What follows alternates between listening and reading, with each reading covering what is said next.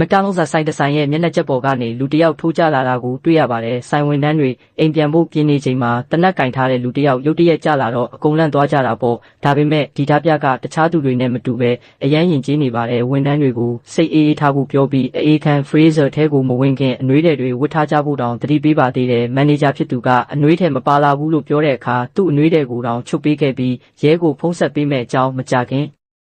လာကယ်မဲ့အကြောင်းပြောပြီးထွက်သွားခဲ့ပါတယ်။ဒီလောက်သဘောကောင်းတဲ့သူကဘာလို့ဒီလိုအခြေအနေရောက်သွားရတာလဲ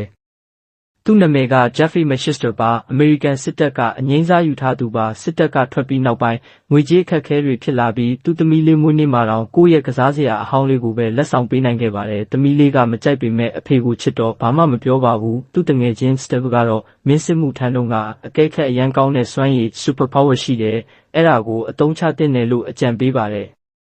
Jeffrey ဟာသူ့မိန်းမ Tennessee ကနေလဲ PR တွေကြုံနေရတော့အိမ်ပြန်လမ်းမှာမတားမုံဆိုင်ကောင်မိုးရဲ့အားနည်းချက်တစ်ခုကိုတွားတွေးလိုက်ပါတယ်။တနင်္လာနေ့တိုင်းပတ်စံရွှေ့တာကိုသူသိနေတာကိုအဲ့ဒီနောက်ပိုင်းဆိုင်တွေကိုအမိုးပေါ်ကနေဖောက်ထွင်းပြီးခိုးပါတော့တယ်မကြခင်မှာပဲတိုက်နဲ့ကားနဲ့ဖြစ်လာပြီးသမီးလေးရဲ့နောက်မွေးနေ့မှာတော့သမီးလိုချင်တဲ့စပိန်ကိုလက်ဆောင်ပေးနိုင်ခဲ့ပါတယ်။ရဲတွေကတော့ဆိုင်မိုးတွေဖောက်ပြီးခိုးတက်တဲ့သူ့ကို Wolfman လို့နာမည်ပြောင်းပေးထားကြပါတယ်။ဒါပေမဲ့ကန်ဆိုးချင်တော့